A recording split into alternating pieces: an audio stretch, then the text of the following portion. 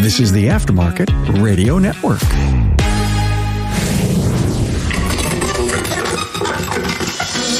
Hey, thanks for listening to Remarkable Results Radio. I'm your host, Carm Capriato, the pioneer of Automotive Aftermarket Podcast. Glad to have you here. We are consistently producing episodes about the things you care about. Now, after the overwhelming response to our first supply chain episode, I decided to follow up with part 2 while I was at Apex. Now, every day seems like there's a new challenge or problem to overcome. The squeeze of supply issues and parts availability are felt throughout our entire industry. But did you ever stop to consider that this crisis maybe isn't a supply chain problem, but rather an increase in demand, which is actually a good problem to have? This has forced every manufacturer to improve their efficiency and focus on a better connection with shops in order to service them properly. Now let's bring both sides together and continue to keep the dialogue open and transparent. Hey, thanks to our partners Apex and Shopware for providing you this episode. Apex 2021, it's in the record books, and Apex did live up to presenting leading-edge technology from suppliers, but also a great job of showcasing emerging technology of tomorrow. You had to see that SVI display. You have plenty of time to plan for 2022. It's November 1st through the 3rd, 2022. Apex, now more than ever. Hey, when was the last time you ordered something online, like a burger from Grubhub, your groceries from Amazon? Well, how about things that are really high-tech, like auto repair? Shopware's online interactive repair orders let you do just that. Check it out for yourself on the web at getshopware.com. The influence and reach we've worked so hard to support our industry's growth and metamorphosis continues with new content designed for you to stretch your learning curve.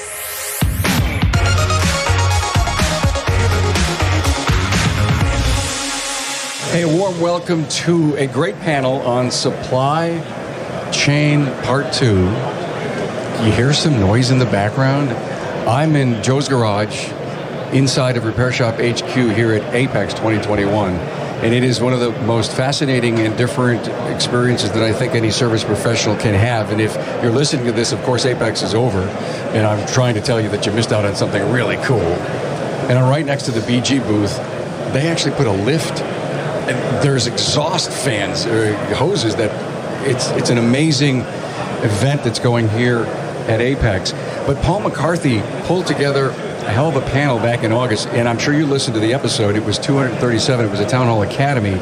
We had Bruce Roding, Brian Norco, Malcolm Sismore on. We were talking about supply chain in August. But it's changed a bit since then. Let me introduce my panel. Paul McCarthy's back with us, president of and CEO and president of AASA. Thanks for being here, Paul. It's my pleasure. Thanks for having us. By the way, the keynote that we just came out of, you and Bill Hamby did a fabulous job. And I want to talk a little bit about that. You're going to come back and do an interview with me, I think, on Thursday to talk about the great work that you guys are doing, and especially with Right to Repair. John Hanighen is with us, the CEO of Cloyes. Hey, John. Hey there. Great to be here with you. Oh, thanks, man. Thank you, Paul, for the invite. Yeah. And Tim Allbritten is here, Director of Business Development and Marketing and Market Research at BG Products. Thanks for having me. Appreciate it. Your booth is right next door. It looks pretty awesome. Wow. I don't know what you're doing over there, but I think it's going to be fun. Wow. Are you guys going to actually use BG products on that vehicle that's running over there? Correct. We're going to do on-vehicle services, just as though you were in a shop or a dealership, and conducting, we're going to do 4 different levels of services over there: fuel, trans, coolant. Man, and you can't get this anywhere else. It's very cool. Than here. On the show floor. Right here, right now. Yeah. And so if you're listening to this, and even if it's 9 months later and you said, let me go back and listen to that episode on supply chain because it's still worse, plan to be here at Apex in 2022. Okay, guys, I can't help but watch news channels. I can't help but look at any news articles, supply chain. And the panel this morning that you so nicely pulled together, Paul, that talked a little bit about supply chain. We really don't realize as an industry, as service professionals, the people that are saying, why the hell don't they have that part? Or why does it take so long to get it? It's so complicated. I have come to realize, way back in August, I had a singular thing, and that is we just don't have enough people, to realizing it's even more. We have a raw materials issue, we have a people issue, we have a who's going to pay more to get the damn boat at the dock, and who's going to hire their own charter, and who's going to fly planes. And the other thing that really hit me this morning, guys, was the labor shortage that started this whole COVID thing. And people weren't in the plants. We were shut down for a while. It all goes back to COVID almost month one, and no one had a playbook on how this was all going to play out. And then China closed some ports. And so the reason that we're doing part two is to provide the word patience, okay, to the industry. Because I am convinced that the manufacturers that supply us and have for years and will continue to, they're working their butts off to fix the problem. Am I right, John? Yes, you are. We're a 100-year-old company. We celebrated this year. Big milestone for the company. So we've been around a long time. We've never seen anything like this before either. So you don't really have a lot of experience to draw on. What we've learned, though, this is not new news, and the government got involved with the port and all of those things changes. This has been around, to your point, about a year ago it started. And there's not a silver bullet to address it. It's several different key points you have to do in execution around getting around this. We've been able to survive it very nicely with our distributor customers and our end users. Fortunately, the quality of our product has not suffered. It actually hasn't been enhanced, which we've stayed laser focused on, because it's very easy to find Band-Aids that don't, that actually make it worse later in life. So our fill rates have stayed up. They've come back down a couple of points, but our operations team does a great job with the folks in China that are boots on the ground with our suppliers, and we have a long relationship with them. But, early on, we started to build our inventory and made those investments. The board was never against it. They just said, John, makes perfect sense. We knew there was a storm coming. It would not get better. It would get worse. And our supply chain partners all said, that does make sense. So we made that investment, along with several other things we'll talk about that help us get through it. But yeah, we're 100 years old and growing. We're doing fine. Tim, are you lacking any products? So just to kind of tag along with what John was saying, we're 50 years this year. This is our 50th anniversary. Congratulations. So, same to you guys. Wow. We're half the age you guys are. And, 50 years and 100 years doesn't happen by accident.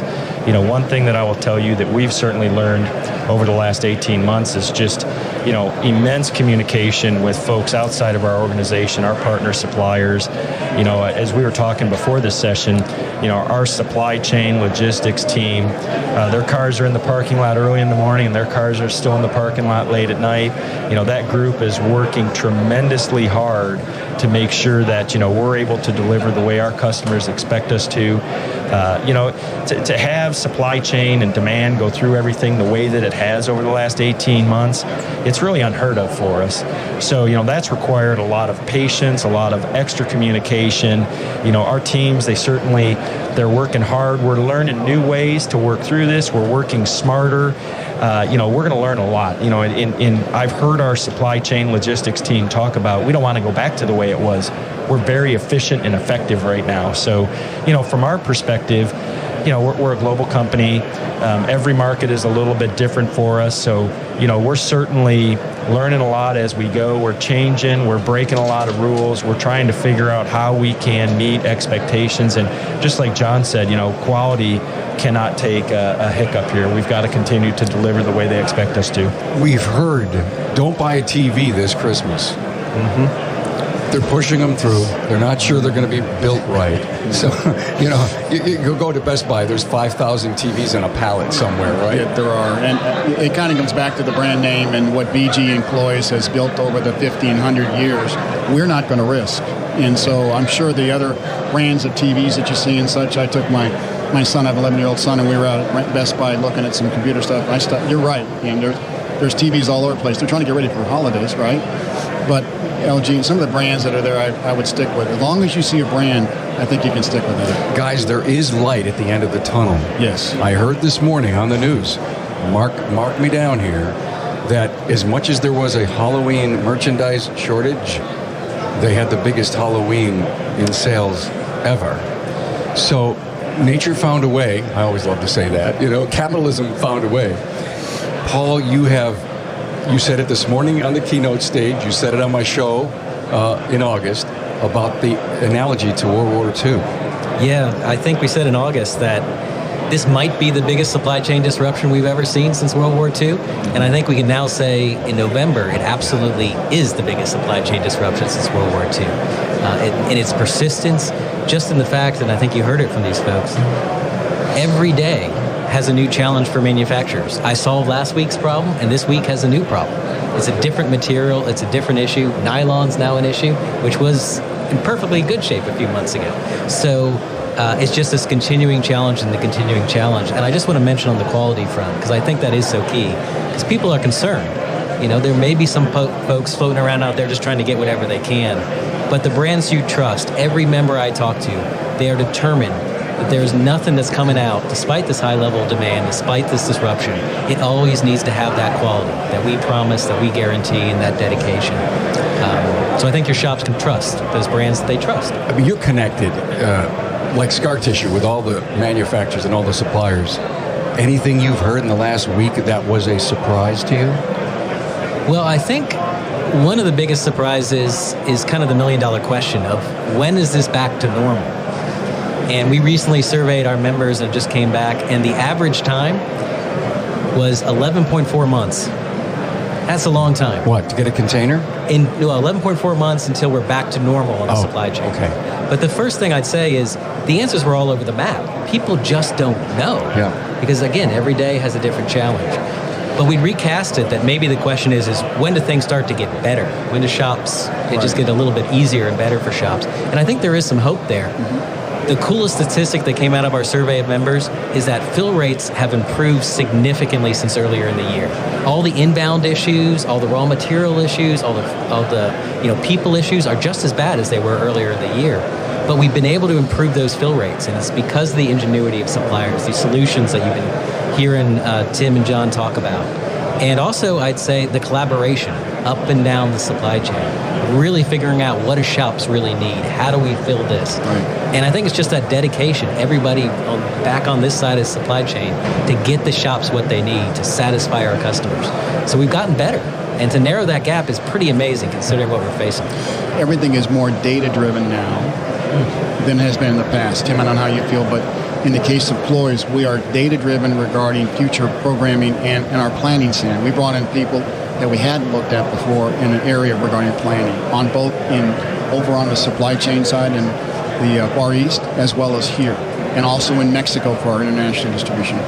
Because data is the key. If we don't have the right data, now especially in forecasting demand, it really hurts. Because, Tim, like you and I were talking about, just in time is not around anymore. Right. It's more about, can we actually do as good a job as we can on forecasting that maybe we'll get it within the 30-day window we thought we'd get it, or the 60-day window to forecast it. So that, Paul, to your point, I think we're much more data-driven and making better decisions, like the panel talked about. Mm-hmm. And I think the disciplines we've learned during this time since the pandemic, we won't forget these. In fact, it's really, we got to do that, Tim, in our organizations. And I will do that in the course of don't forget what you learned. And I expect that when I see the meetings coming going forward. Yeah, I'd add on to what John's saying. From a data perspective, we've got our market research team, and we're tasking them with more questions and more forecasts, and not even really getting into the raw material side of it, but just what are we seeing as far as, the next 2 to 5 years? What are we seeing as far as around the world? Even core pockets, East Coast versus West Coast. What does the car park look like? What do powertrains look like? So we're really jumping over to the data side. And, it was 2 or 3 years ago, our senior leadership in John's position, they were a little bit skeptical on it. Now all of a sudden they're data hungry. So we've got our data team. We're swamped, and we're whether it's sales analysis, whether it's forecast, historical back look, it's really interesting where we're going with that. It's a really good point, John. The other point is we are so tied to new product introductions because we're a 100-year-old company, and our growth is going to come from new product introductions, not necessarily price increases, things like that.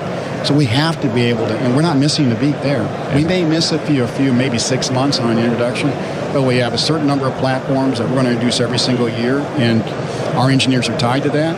And it's tied back to the supply chain cycle. We use a lot of trading houses in the beginning before we see that a product's really going to work and really stick with our customer base. So all of that, we have to still be able to do that to our growth. So it's a very complicated world we're dealing with right now, we've never been challenged like this. I'm sure the same thing with you, Tim. Yeah. And Paul, you're seeing with the members. It's never been changed. There's disciplines we will learn from this. Right, you're absolutely right, John. From our perspective, I've heard I want things to get back to normal. And again, we've got some folks on our end saying, well, what we've learned right now, we don't necessarily want to go back that way. We're being very efficient and effective right now. We've learned so much. And John's right, as far as single source, just in time, I think that may be gone for quite a while now. We're wanting to make sure that we have product in hand. We want to make sure that we have zero disruptions or minimize the disruptions for our customers, our partners. So we're working, trying to do absolutely everything. We're looking at avenues that 2 years ago we may not have looked at, and I think that's a really good thing for our organization. Multiple sources per SKU has now become the norm. It's the norm, I would agree. So I have a new introduction to a new manufacturing term.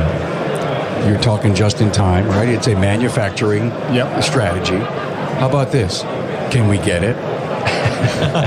Well put. Well, the answer to that has to be yes. Absolutely. So, and to your point, multiple sources per SKU, we just can't rely on one. I can't imagine the challenge it is to keep your QC up everywhere. Absolutely. You have to keep the quality piece is so critical. Quality control is what you mean. Yeah. And by being able to source, what Dave Haley does as our Senior VP of Operations, and he's been on a couple of panels, I think, Paul, with your team.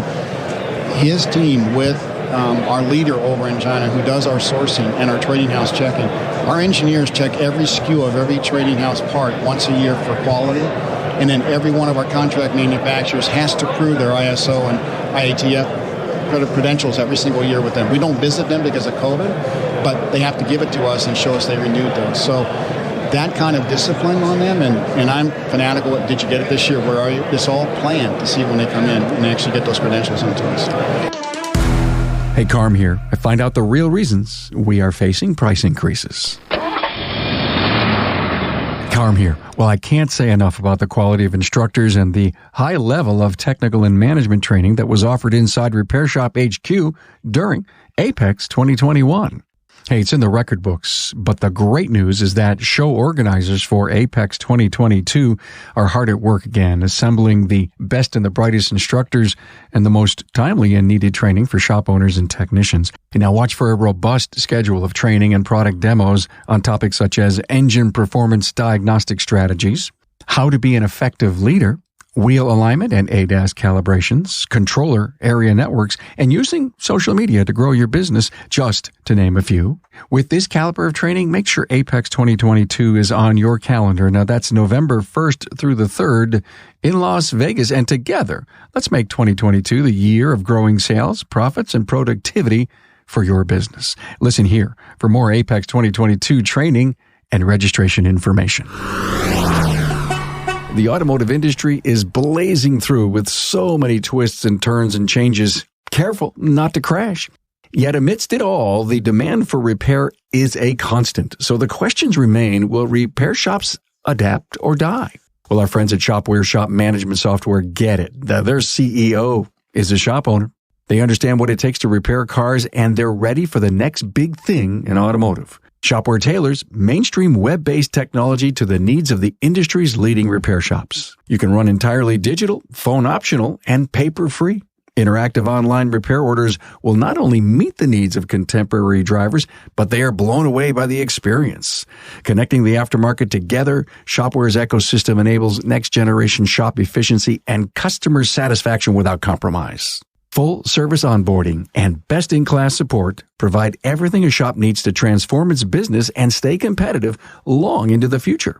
Enjoy more accurate quotes, more profitable jobs, busier technicians, and of course, happier customers. On the web at getshopware.com. I keep thinking about spikes, people ordering ahead. Yeah. And you adjusting your, oh my God, is this a real spike or is this just a buying toilet paper spike? In Tim's case, there's spikes, I think more so because you're more of a commodity type product or chemical product, where in my side it's more of it waits till it breaks and then we get it. We don't necessarily, shops aren't stocking timing chain kits, right? But in your case, they are stocking your product. Correct. So for us, the dangerous word we hear is allocation. And that always scares us because, we've got long-time partners for, our various products. And what we're trying to do is make it so that we always have the recipe, the parts and pieces of the recipe, if you will.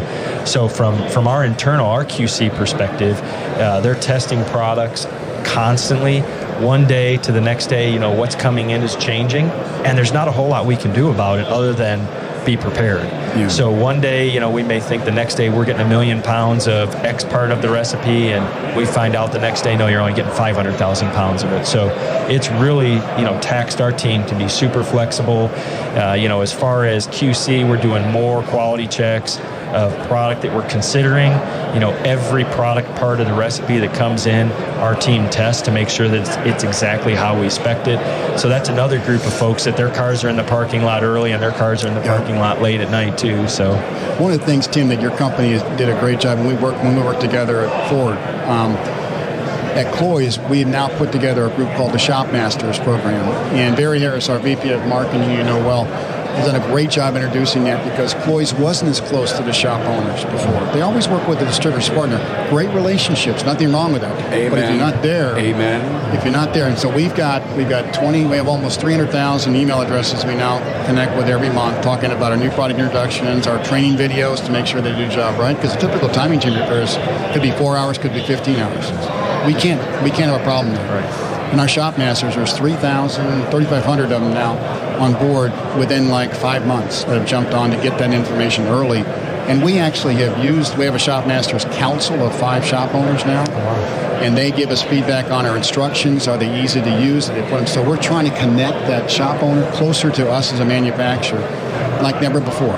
And we have similar programs like John and Cloyes. For us being out in the marketplace, we like to say we're always, in the county you're in, we're around as much as, a dealership or a shop wants to see us, whether that's daily or weekly.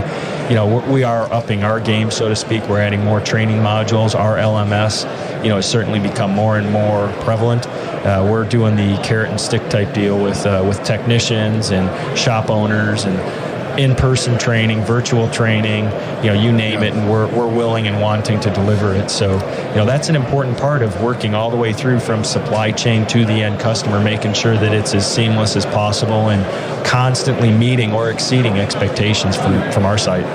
Yeah, and I was just going to say, Carm, you're hearing this of just how important it is for the manufacturers to hear from your listeners, from the shops, and just how important we take that feedback. And I've been hearing this from all the manufacturers. It's one of the good things of a crisis is it's made all the manufacturers refocus on that. Every manufacturer said, I got to be better connected with the shops. I got to understand their needs. I got to service them better.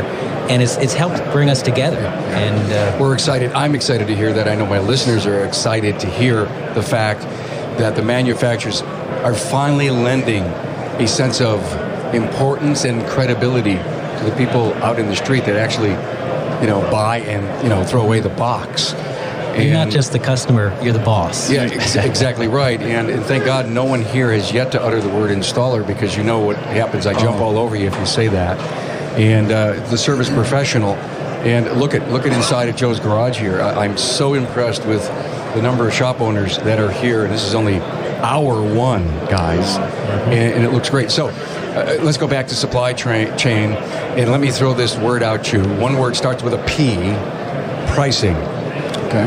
Prices are going up. Mm-hmm. Ease the minds of our listenership that it's just not, we found an opportunity to make more money. Not at all. We had to do some price increases in August. We hadn't done any in 2 years. So we waited, and then by that time, because of the packaging cost increases, and everyone sees inflation starting to come in, but this started early during the pandemic. And you have to be very specific as you do your price increases by SKU, because our distributor partners want to understand, tell me why you're increasing these. To your point, Carm, it's not just haphazardly. You have to show raw material price increases by SKU what you're doing. So you have to justify these. But we had that information, and we sat down. It was my point about data before, and then we're able to understand. Our distributors understood the price increase wasn't in the single digits. It wasn't double digit type increases, because we've been able to manage the cost with multiple sources, as I mentioned before. So you looked at SKUs, you looked at the cost of that SKU, Yep. You applied a recovery margin, if you will, to it because of the increased costs, and then you flowed the whole thing out. That's right. And you realize you had a single-digit increase. When you flow it all out, to your point, Carmen, and high performance is a little higher because of the content they use in the product, but a little less than some of the other products we had on our timing chain sets. So we knew by product. I can't imagine the bidding that's going on to get containers, bidding for positioning, chartering, and the cost of that, and the raw material shortage. Thus, just the labor shortage, and the more that people are paying, and the more overtime they're probably giving to a normal, 40-hour week person. Yeah, there's a lot of pressure right now on companies, whether you're an exporter or an importer. You've hit on a lot of things internally. Getting folks, maintaining folks. I always tell our HR team that, the best employees we have are the ones that we have right now, that we should be working really hard to keep those folks and communicating to them, telling them thank you. We've set some record goal months for us for manufacturing and shipping, and, our senior leadership team, they're tasked with doing some really unique things to tell folks thank you, a sincere thank you. As far as pricing, I agree with John again as well here. We have to. Everybody's expecting price increases right now, but they're asking more questions than I would contend they've ever asked before. Okay, so that forces us to be very, very knowledgeable with our price increases that we're putting out. So, for example, we also just went through a price increase on certain products, not across the board, and it wasn't across the board at a fixed percentage. Certain products actually, based on volume, we were able to have them go up less, but they still went up a little bit. Other products, we're having, supply issues. There's so much demand, so supply and demand's a bit out of whack. So those went up a little bit higher. But on average, we made sure that we were still very competitive, in the marketplace. You certainly, again, sorry for repeating, but we have to be, very, very clear and transparent on these price increases right now. Folks are expecting them, but they're not just sitting back and taking them. So, again, John, that's what we've seen on our side. Exactly. That's the same thing over here. I'd like Carm kind of go back to a point you made about the containers. If you go back before the pandemic, and Paul, please let me know if you agree with this or not, but it was about $1,500 per container to come over, maybe $1,800. It's $18,000, $20,000 now. Now it's coming down in the last month after what happened in LA, opening 24/7. I saw the container prices coming down, but $1,500, $1,800 to $18,000, that's unbelievable. And then air freight, we're paying for air freight. The Cloyes team knows, and they get a hold of me and my CFO, Troy Angst, and said, "You this okay?" Yes, go. Our customers deserve the product. And even if you have it here, then there's the issue of the trucks and getting things within the country. So I think what you're hearing here, Carm, is, nobody's liking the prices, but this is authentic, what people are saying. It's because the raw materials have gone up. It's because the labor costs have gone up 30%. It's because the cost of transportation have gone up. So these are, unfortunately, genuinely the cost to produce and deliver these goods have gone up, and that's what folks are seeing. I think our only hope, because nobody likes the price increases, is kind of like Henry Ford and the $5 a day working thing. We are seeing wages go up. So I think our one hope is that wages of good aftermarket customers, that they'll go up enough to be able to handle some of this pricing, and we hope it'll be a rising tide lifts all boats and shops stay busy. From our perspective, we're looking at economic trends, macroeconomic trends, microeconomic trends, and thankfully we still have a very strong economy. So as far as what the end customer is willing to accept, they're wanting to travel. From our perspective, they're wanting to drive their vehicle. They're wanting to do road trip vacations. We all know that the car park is getting older. I think that plays in our favor as well. While we may not be happy with the price of gas at the pump, we want to go out and do things. So from a service perspective, we're very encouraged with a lot that we're seeing. The OEs are certainly taxed with getting new vehicles out. Every new vehicle that's made is effectively sold before it gets to the dealership. We all know what's going on with the used car business right now. So what does that all translate to on the service side? It translates to a lot of demand. And for BG products, I assume Cloyes is much the same. We're very thankful that the macro market is still incredibly strong. There's a lot of turnover as far as the market, as far as cash on hand, so to speak. So I think all of that is very helpful. But still, we're all we're all very knowledge hungry right now as far as, what looks like what's coming next. We're not so willing to just sit back and just kind of wait for it to happen to us now. John, that's kind of how we're taking a look at it from our side. Back to your point, the aftermarket's grown for a number of years, and everything we see the projections, we stay with that CAGR of 2, 3, 4% up until 2035, 2040. The BEV market is coming. We see that. But as far as entering the aftermarket and having an impact on the ICE side, not for a number of years. I think the biggest issue that I'm seeing from being out calling on customers, again, being able to get back out face to face, which is more than anything we need right now, is that it's more about, where I can find a technician because I got too much demand. And that is a unique situation for our industry to be in. And I'm an AASC certified tech, and I'm working with the board, and it's like we got to get more people into the system. Yeah, absolutely correct. That could be another pinch point that we see. The shops that we're in, the service side, they're just so taxed to have the folks behind, the folks working on the vehicles. So, we're asked a lot of those same questions with our, 700 plus folks that are out in the marketplace every day. Help us find those. I have a son who's a senior this year and getting ready to go over to the college side, and he's got 3 of his buddies who are gearheads. They're all going the VOTEC route, and they all want to become technicians, and they're pretty excited about it. I've had them out to BG and walk them through our facility just to try to fuel their fire and let them see how awesome our industry is. So, my goodness, the number of challenges that are out there for us right now, it's not overwhelming because I look at it very positively. This is what's going to make our industry stronger for the next 50 or 100 years. It's pretty exciting. It's what what really has me smiling when I drive to work in the morning. Thrilled to hear that. We talk about apprenticing and internships and the technician shortage often, as you can only imagine, on our shows. Guys, this has been great. I loved all the great cherries of wisdom that have happened here to hopefully alleviate some of the I don't know what's around the next corner, what's going on with my suppliers, my distributors, the manufacturers. So this part 2 was wonderful.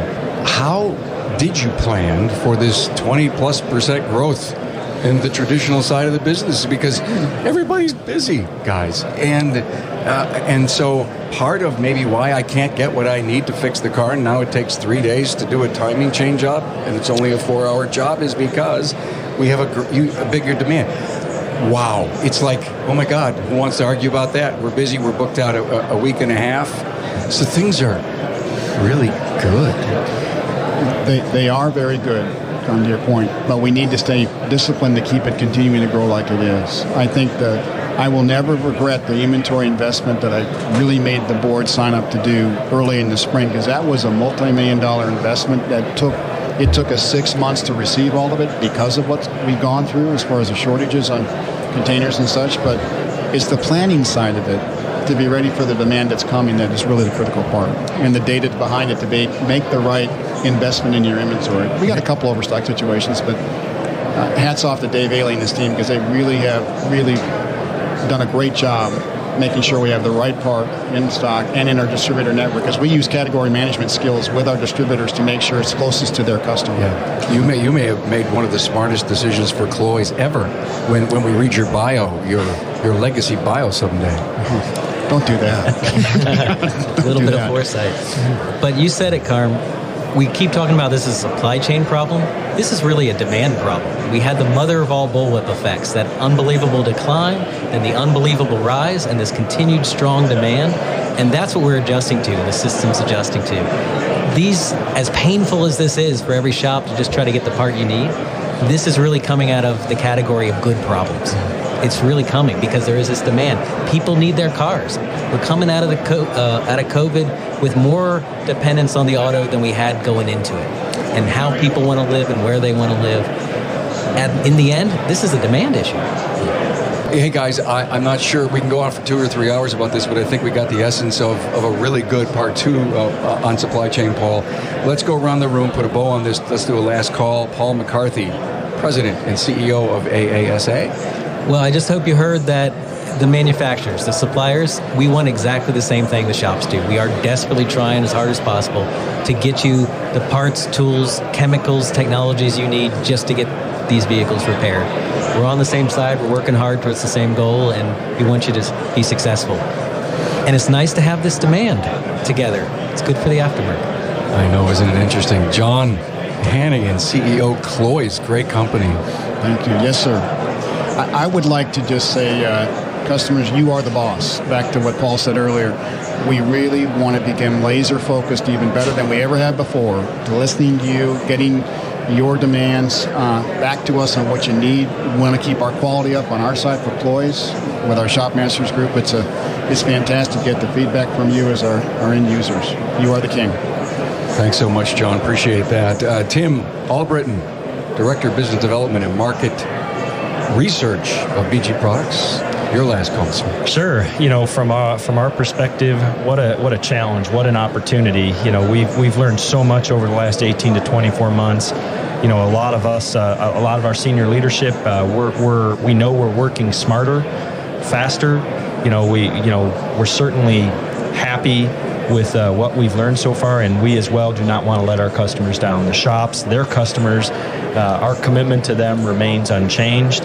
We're putting our team through a lot of work and learning and hours, and they've risen to this, and we're so thankful for that. So we're excited. We're very, very optimistic with what's in front of us, and challenge accepted.